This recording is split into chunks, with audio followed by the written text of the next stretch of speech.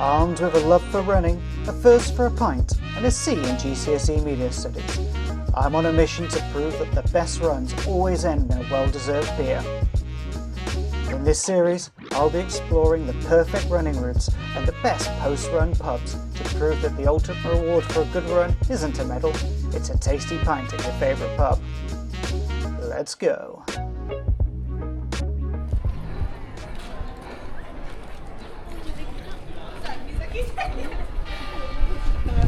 I think it's bad luck crossing below the UTMB start line, but that's exactly what I'm going to do. We're doing the Chamonix Vertical K. Let's go. So the start line is just in front of the church. I think that's where the official one is. And the official record is about 34 minutes. Garmin told me I should take a rest day.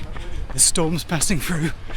I'm a little bit hungover, so it seems like a perfect conditions. The climb starts pretty quick. We head up the hill towards the gondolas. We get around the back of it, find the switchback trails, where it really starts proper. And it's starting to rain pretty heavily now. But I can't hear any thunder, so that's a good sign. Gonna head to the left of the gondola, find a path. Can't see the top today, it's covered in clouds, but I assume it's still there. Been in the Alps for 2 weeks and it's been super hot. This is really the first of the wet days.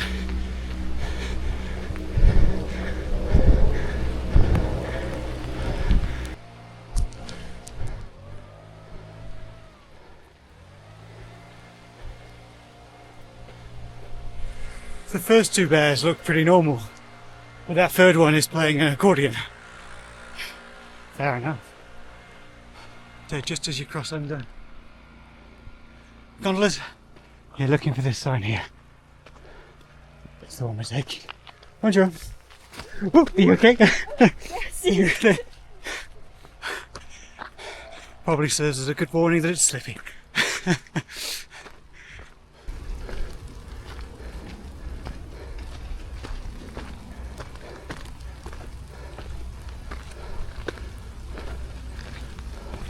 First part's a fairly easy gradient, not too slippy. It's definitely harder routes in Chamonix. At the top though, definitely gets a little bit more technical. So this route was never really intended to be a trail. It was built just as a maintenance access to the gondolas going up the ski lift. But people being people, decided they would adopt this as a bit of a fitness test. Probably not the most beautiful or exciting in Chamonix, but of course it's a sliding scale here. Everything's kind of beautiful. But it's fun to do.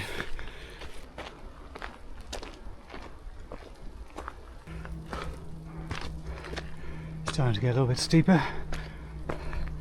Last time I did a vertical K was just under a year ago as part of a 3-day ultra in Canada. I was relatively fit there. I think I did it in 2 hours 15 or something. This year, despite 2 weeks in the Alps, coming back from 2 months off with a bad knee, so a little slower this time around. Of course, that vertical K in Canada, there were bears around, and that's a pretty good shot of adrenaline to do it quicker. Under 2 hours, I'm going to be happy on this one. I'll be happy anyway. Could be in an office working, right? It's miles better. Sunglasses were definitely optimistic, however.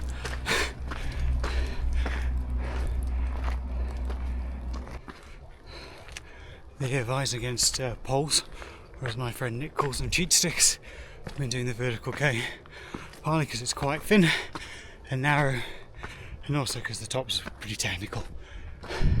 So I'd leave them at home for this one. Although right now I fear they may be useful. Couldn't even bring them on the plane. Apparently they're a dangerous weapon or something. Thanks 9/11. The ski lift stopped which means I'm moving faster than it now. I'll take that as a small win. 33 minutes now, coming up to 34, which is about the world record. Clearly nowhere near that. Unexpected, right?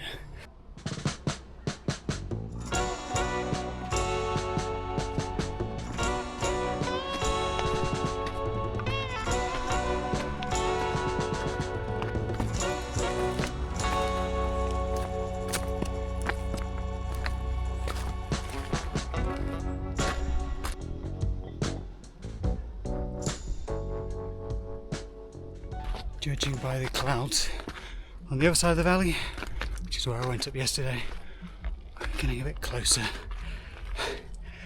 to zero visibility, so I'll enjoy the views while I can. Certainly have time to enjoy them. It's pretty quiet up here, but there's a few people ahead of me, slowly starting to catch.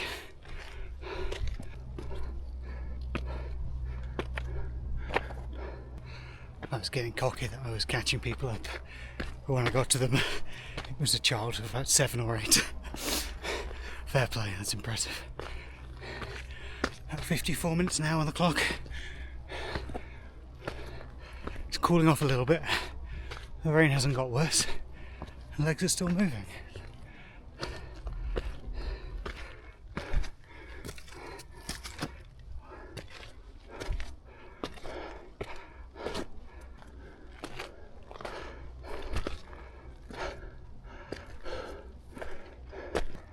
Down there, just to the left, you can make out the running track.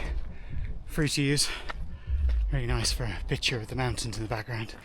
I definitely recommend it. My legs are burning at this point. I find this quite tough.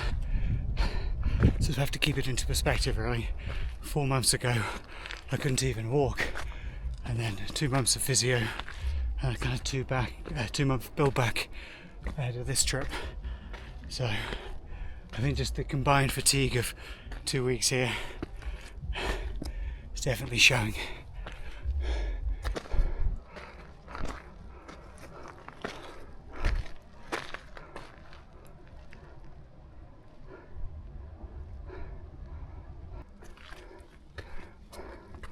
A bit more climbing.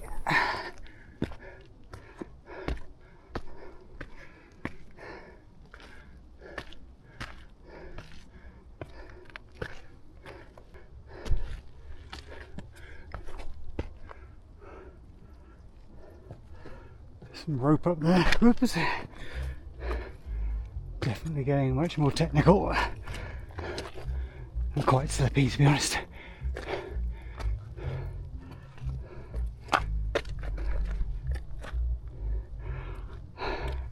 Just take it slow.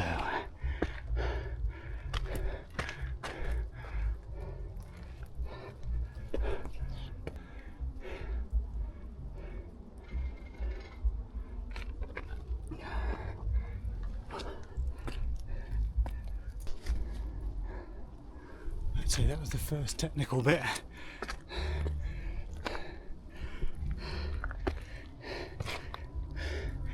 It's just very slippy today.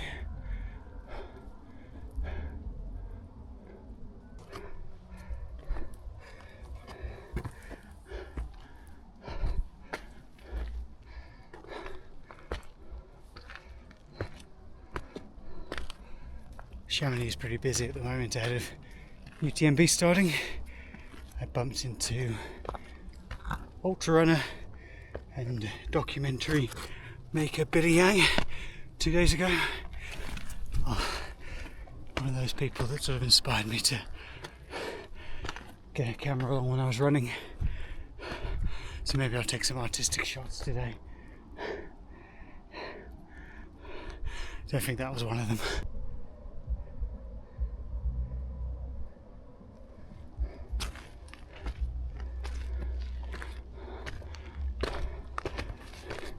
The town has just about disappeared below us now. Can't see a thing.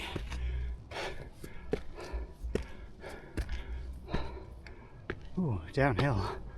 I'll take it.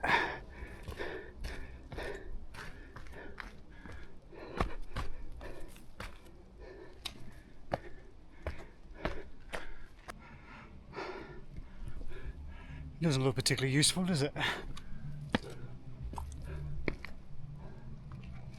Absolutely stunning.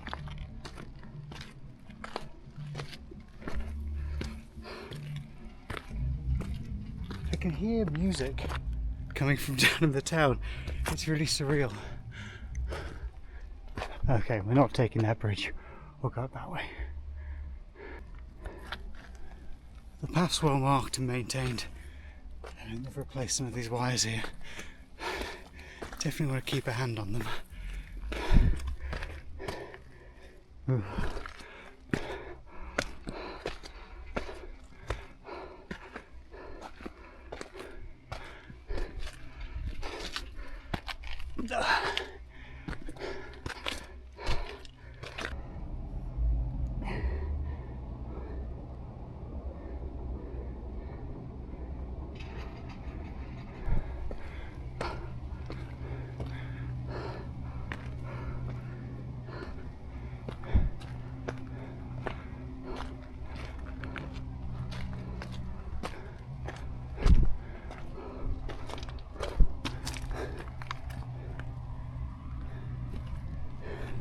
That's how I feel. A few steps.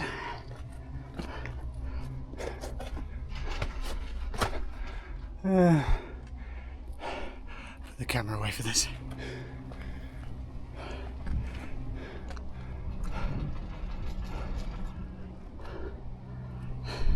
There's no one else up here. It's very quiet. Nice flat bit. I say flat, not particularly flat, but not climbing up ladders.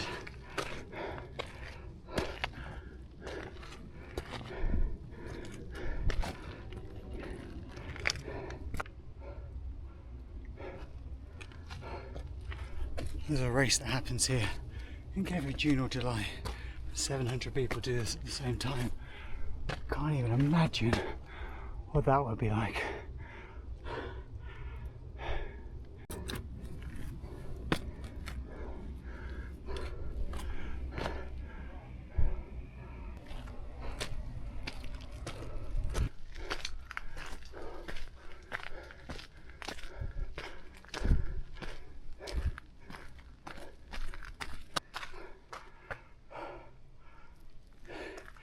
There we go. Not much further now. Bit of pottery at the top of a mountain. So we come up just under the bottom of the ski lift.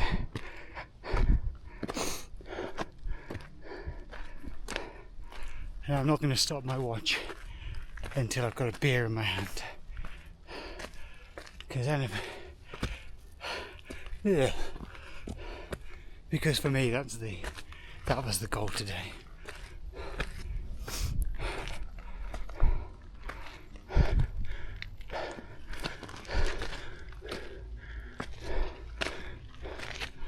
Save myself a few quid on this ski lift as well. Wonder what I can put that to good use.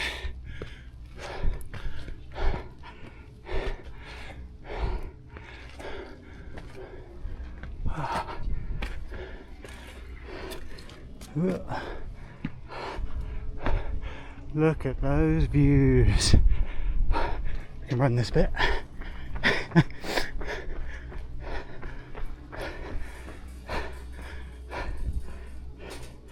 Not the most glamorous end to a run, is it?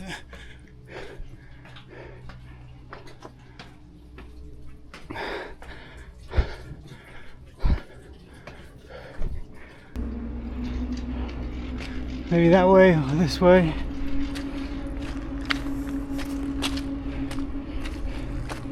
I'll go this way because it's close to the bar.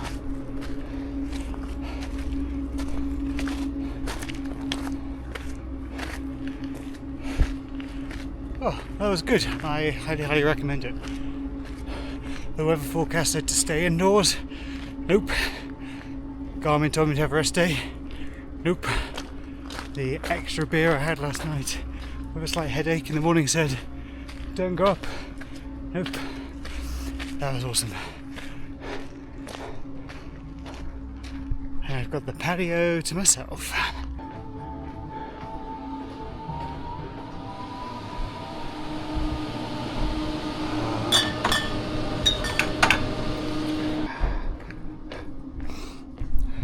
There's places to get beer, go. Look, there's better ones, but this is right at the top. And a Kronenbourg Blanc. And right there, of course you can't see it, is Mont Blanc.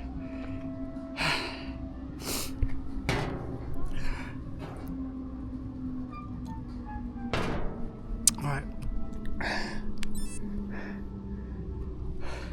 So we're in Chamonix town centre, up the vertical quay. We've got a beer in 1 hour 38. I'll take it. There is some great music playing in the background. Really into it. I used to drink Kronenbourg Blanc when I was about 18 or 19 at university in Nottingham. And we used to think it was really fancy. There was like a rooftop bar somewhere in downtown Nottingham, a little above a cinema, and they would always do Kronenbourg Blanc. I just thought it was so cool. To be honest, not really my kind of thing now, but there's a time and a place for these things, and if you can't have a Blanc when theoretically looking at Mont Blanc, then when can you, right?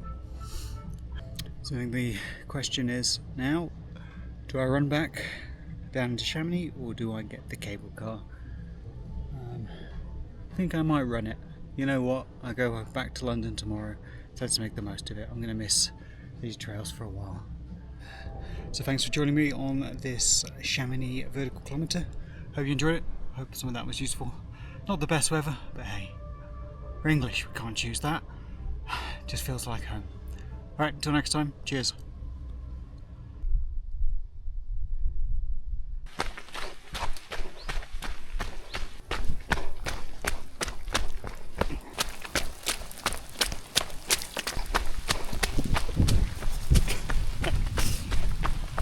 I can't believe I brought my sunglasses with me.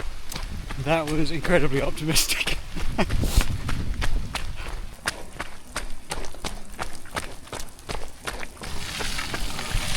And back. Absolutely soaked. I never been wet and running with you before. No, I'm glad I bumped into you. I'm also How are those Crocs for running? good. They're nice and bouncy They're for bouncy, me. yeah.